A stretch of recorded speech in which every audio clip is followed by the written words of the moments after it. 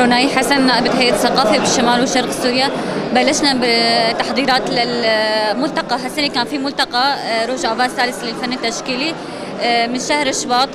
الملتقى كان من مدينة الطبقة من 6 أيار ل 11 أيار.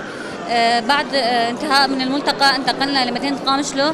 اليوم رح نفتح أبواب المعرض السنوي الخامس للفن التشكيلي.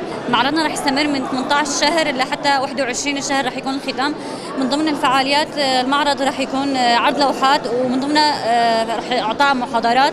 الهدف كان من افتتاح المعرض او الملتقى بشكل عام هي جمع الفنانين من كافة مناطق شمال وشرق سوريا، جمع المكونات لتبادل الثقافات وتبادل الخبرات. الفن هي رسالة السلام. الفنان عن طريق ريشته عم يحاول يرسم او يوصل الواقع اللي عم نعيشه بمناطق شمال وشرق سوريا خاصة وسوريا عموما.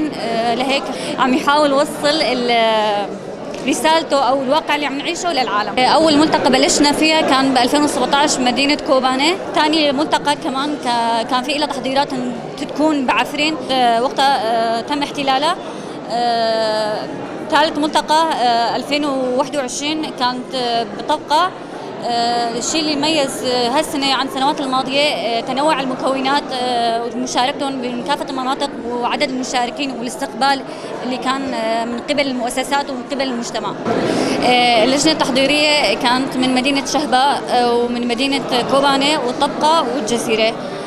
تم التحضير لها من شهر شباط. اللجنة التحضيرية كانت من الجنسين الرجال والنساء، وطبعا من كافة المكونات الكردي العربي السرياني. المشاركين بالملتقى روجافا للفن التشكيلي الثالث كان عددها 24 فنان من كافة مناطق شمال وشرق سوريا ومن كافة المكونات. كانوا من شهبة، حلب، منبج، كوباني، طبقة، جزيرة. المعرض السنوي الخامس هي المشاركين فيها 128 فنان، كل فنان مشارك بلوحة واحدة. لوحات المشاركة هي اللي عم تعبر عن الواقع والمأساة اللي عاشها شعب مناطق شمال وشرق سوريا عامة.